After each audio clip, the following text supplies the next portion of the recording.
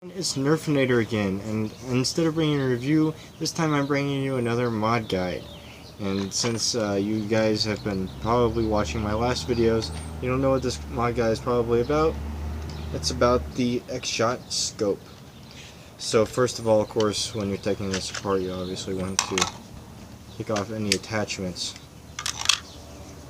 As far as screws, they're all on the right side of the blaster. I'm not going to be taking apart any screws here, so don't bother taking apart the slide. As far as I know, there's no springs in here, and there's nothing really worth upgrading, excuse me, in the slide. So we're not going to mess with that. Unless you want to paint it, in which case that's up to you.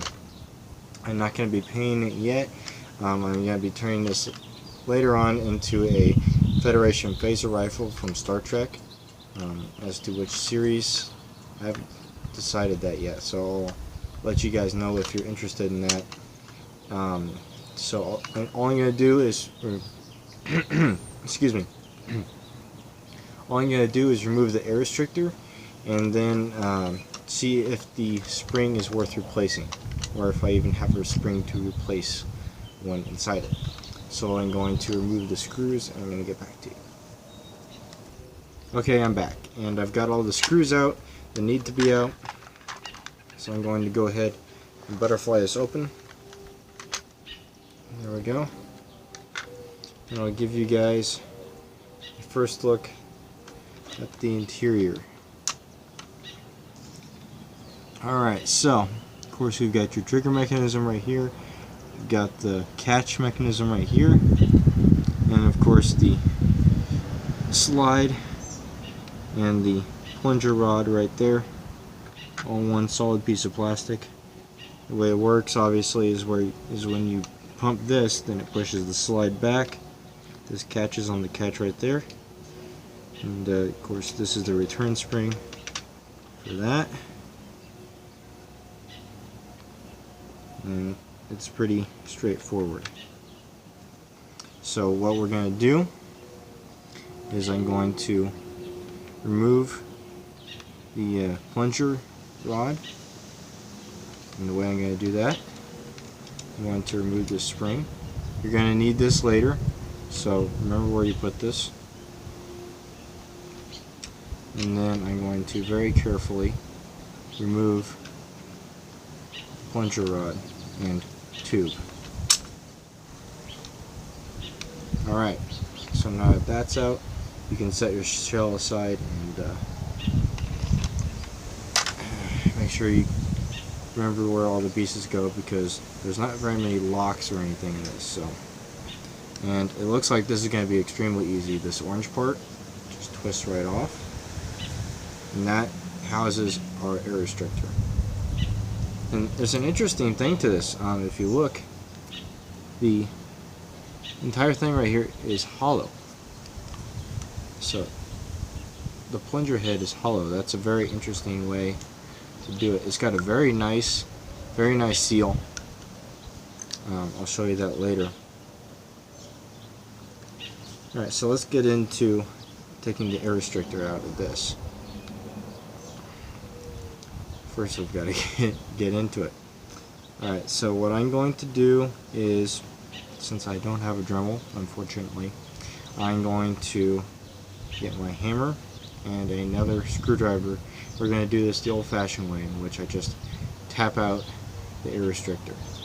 And as you can see, hopefully, there's just 3 pegs in there that hold it in, and once I tap this out, then it should fall out nice and cleanly. If not, then I'll have to really go to town on this and just hack it and smash it until there's no air restrictor left whatsoever.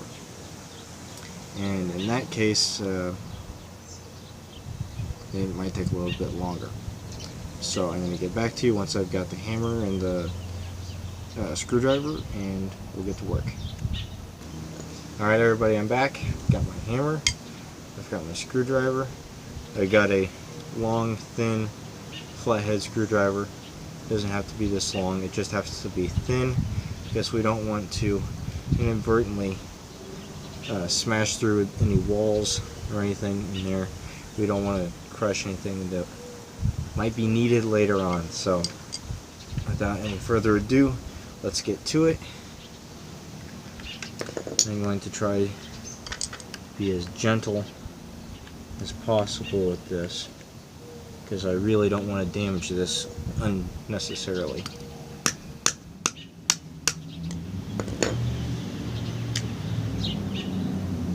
And this is going very easily. This is nice.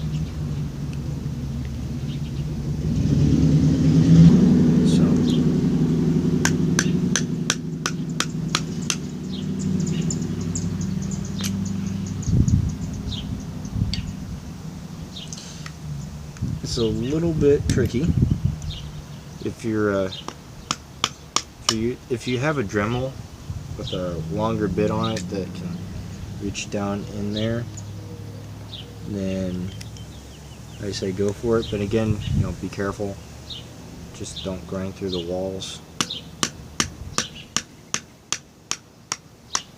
I'm using very soft taps here, just so I don't damage anything that I don't want to, because that would be very, very bad if we went and destroyed the wall on this, because honestly it's pretty bad if you go and destroy the wall on an air blaster. So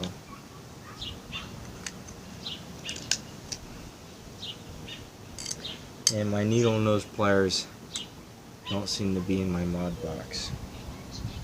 So again, I'm gonna have to improvise and just start again tapping away and everything until this thing just falls out on its own, which it should be doing by now, but it does not want to.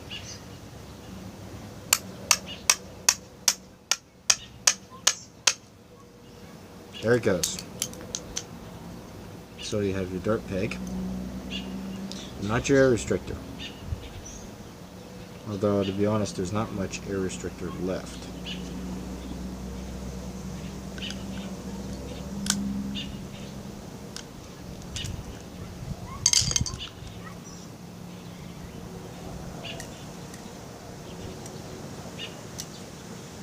So, since this spring doesn't want to come out on its own, we're just going to have to kind of tease it out.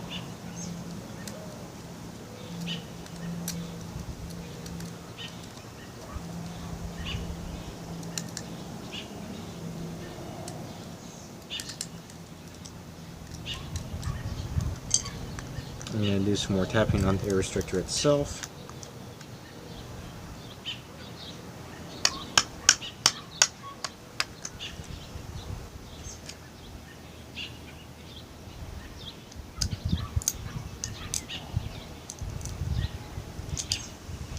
And the spring, it does not want to come out, at least not easily, but it's coming out nonetheless. There we go. So we've got the spring out. You don't need that, so you can throw it away. Air restrictor is just about gone, so I'm going to continue to work at that.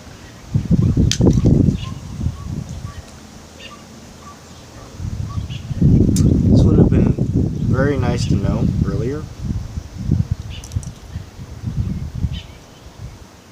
because that literally just kind of it must have been my sweaty fingers that I couldn't get a grip on it, but that literally just comes apart like that. So, to be honest, you don't really need this. This is the spot that houses your air restrictor. You don't need it. So, you can actually bypass the air restrictoring process by just warming this up and popping it off. It's really hot out here today, which is probably why the glue came loose. So, there you go. That's how to remove the air restrictor. As you can see, almost a perfect shot. I'm going to clean that up a little bit with my utility knife.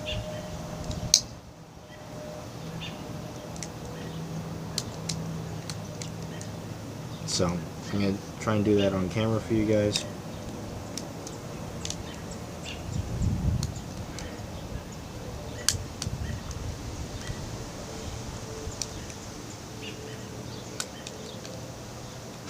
You can kind of see what that's starting to look like. So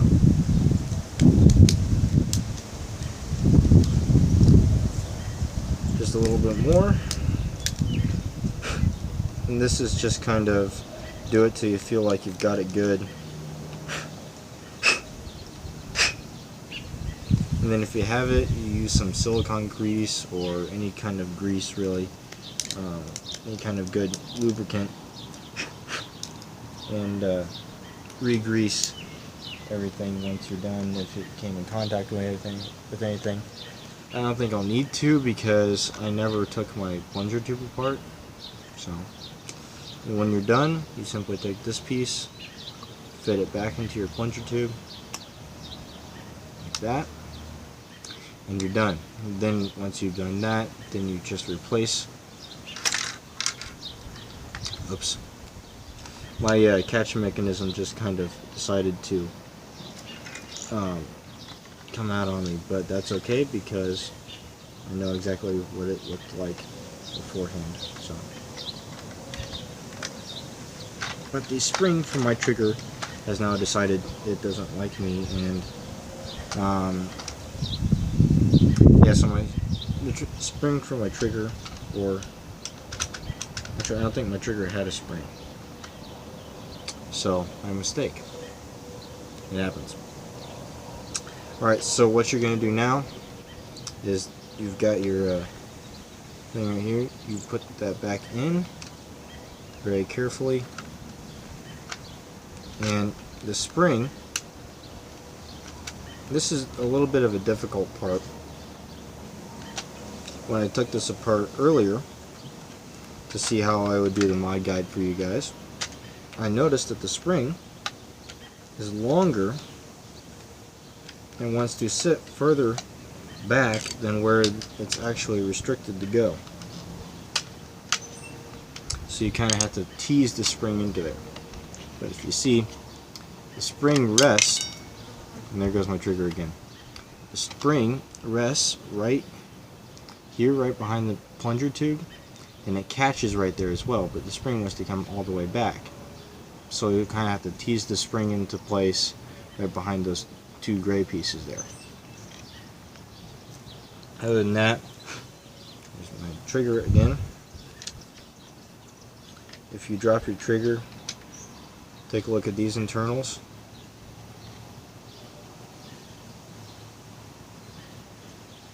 Just to see if you got everything back together right. Make sure everything's all nice and straight. Again. I have messed up so many times putting these things back together, it is ridiculous. If you mess up putting something back together, don't feel bad. Everybody does it once or twice or 3 times. And I sat there when I opened up my Nerf Mega Centurion, and I sat there for about 2 hours trying to get that thing back together because something was out of alignment. And it was just one smaller thing. It was off by 1 millimeter. And it was driving me nuts. But in the end, I finally got it back together. And oh, see, look at me now. I forgot. I forgot a step. I forgot the spring, or return spring, on the sled. So putting it back in place. You need to look at the original internals. You can do that. Just back up the video a bit. No problem. Just make sure everything's nice and situated correctly. And put your shell back in place. And put the screws back in. So I'm going to put the screws back in, and then I'm going to show you how well this thing shoots.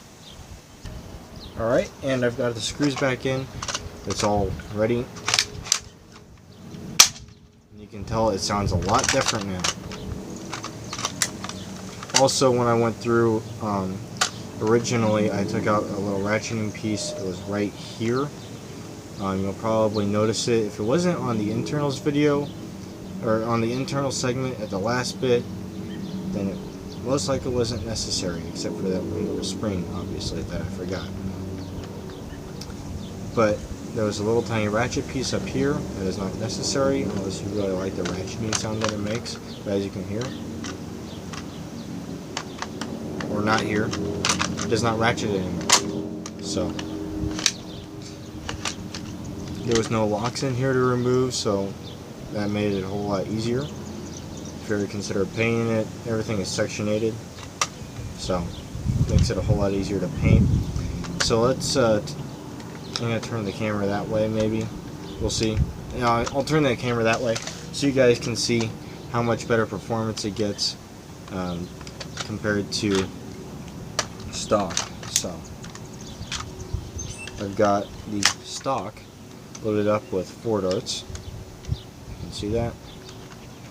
So I'm going to turn the camera that way, and we're going to fire.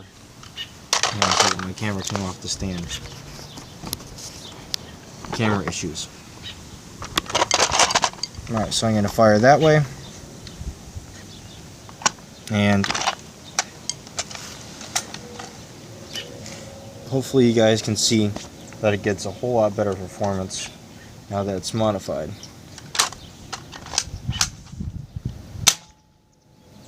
That's like insanely better performance. That is awesome.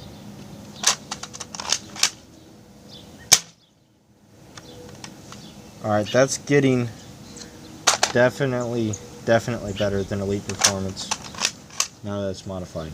Of course, these are all angled shots, but that's to give it the best possible ranges. I'll fire a flat shot here. And even that went like almost 70 feet, so this is performing very, very nicely. It even sounds different, which most modified blasters will sound a whole lot louder. But as you can see, hopefully on camera, you probably can't see it, but there's a straight shot straight to the plunger tube. So if you can see that, then you've done your job correctly, and this thing is fully modified. I'm going to do a prop mod for this for myself, and then I'll show you by making a video how it turned out and what it looks like all finished eventually. Hopefully I'll do that as soon as I'm done with this, but this will be a project that I'm going to be doing over time, so if you guys are looking forward to that, great. Props to you for liking Star Trek, because I actually can't find too many people around here that like Star Trek. So if you like Star Trek, let me know. I will make more Star Trek themed blasters, and if not, that's fine. If you're a Star Wars fan or a Doctor Who fan, don't discriminate on this channel, so all are welcome. At any rate, this has been my mod guide for the X-Shot Zombie Scope. See you next time. And don't forget to like, subscribe, comment in the comments below. Let me know what you thought of this mod guide, if it helped at all. If you have any problems, let me know. I'd be glad to help you solve any problems. And if I don't know what the problem is, then I'll refer you to somebody who might. So, and if your gun accidentally breaks, then I don't know why that would happen, but if it does, then I'll try to help you out as best I can. So, as always, this is Nerfinator, signing off.